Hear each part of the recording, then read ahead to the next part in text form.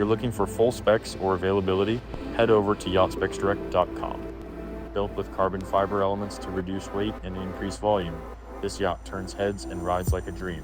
Now to the aft deck, one of the most impressive spaces on board.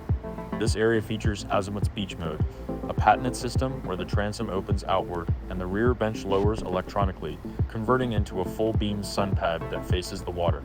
You've got dining space, shaded seating, and direct access to the sea. Inside the main deck, the open layout makes the yacht feel much larger than 62 feet. To starboard, there's a lounge across from the galley. Port side offers additional salon seating with low-profile furniture. Forward at the main helm station, you've got dual touchscreen displays, joystick control, Volvo pentathrottle systems. Moving down to the lower deck, we start with the guest cabins. To port, a twin guest cabin with large hull windows and a shared head.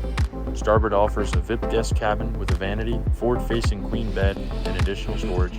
Now to the master suite, located at the bow. Azimut chose this location for maximum privacy and views.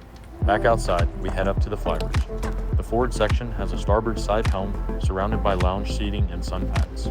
Midship, there's a full dining area with a large table, and to port, a wet bar with Kenyan grill, sink, fridge, and storage, basically an outdoor galley with the best view in the house. The bow lounge includes adjustable sun pads and bench seating with cup holders, pop-up lights, and built-in speakers, a chill zone built for island hopping or sunset cruising.